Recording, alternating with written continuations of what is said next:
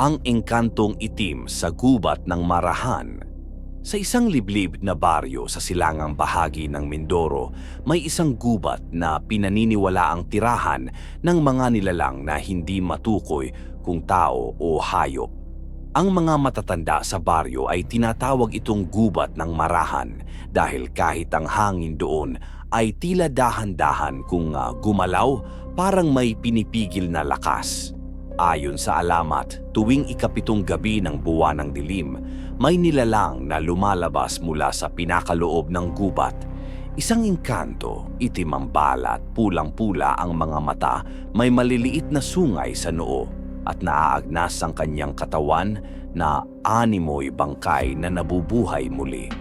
Walang naniniwala sa alamat maliban na lamang kay Mang Lando, ang matandang tagabantay ng baryo. Sabi niya, bata pa lamang siya'y nasaksihan na niya ang dilim na dala ng engkantong iyon. Isang gabi, habang ang buong baryo ay mahimbing na natutulog, may narinig na iyak ng hayop sa gubat. Ngunit kakaiba, parang tinig ng tao, ngunit paos at puno ng galit. Kasunod nito'y ang amoy ng nabubulok na karne na unti-unting kumalat sa hangin. Nagpasya si Jomar, isang binatang matapang, na tuklasin kung anong nilalang ang nasa gubat. Bitbit ang kanyang itak, pumasok siya sa gubat ng Marahan. Sa unay tahimik, ngunit sa kalagitnaan, naramdaman niyang parang may sumusunod sa kanya. Mabilis ang tibok ng puso niya, ngunit hindi siya umurong. Biglang bumigat ang hangin.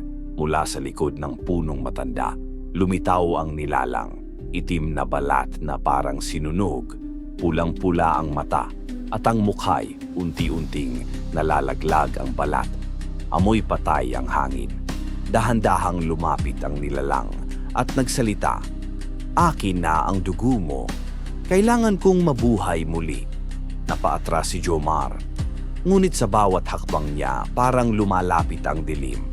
Ang mga dahon sa paligid ay nalalanta at ang lupa ay nabibiyak sa bawat yabag ng engkanto. Tumakbo siya, humihingal at halos mawalan ng ulirat.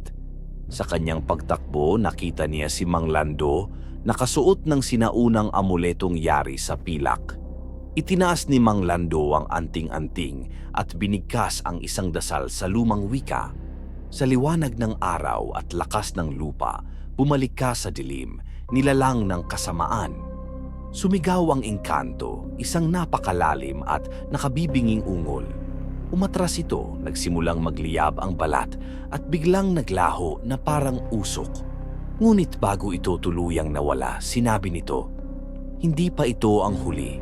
Babalik ako kapag nakalimutan na ninyo ang aking galit." Mula noon, ipinagbawal ang pagpasok sa gubat ng Marahan tuwing gabi ng bagong buwan.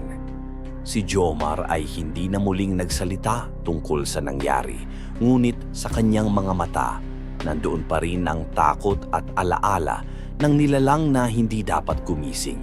Hanggang ngayon, may mga kabataang nagsasabing minsan nilang amo ang bulok na karne sa hangin sa kalagitnaan ng gabi.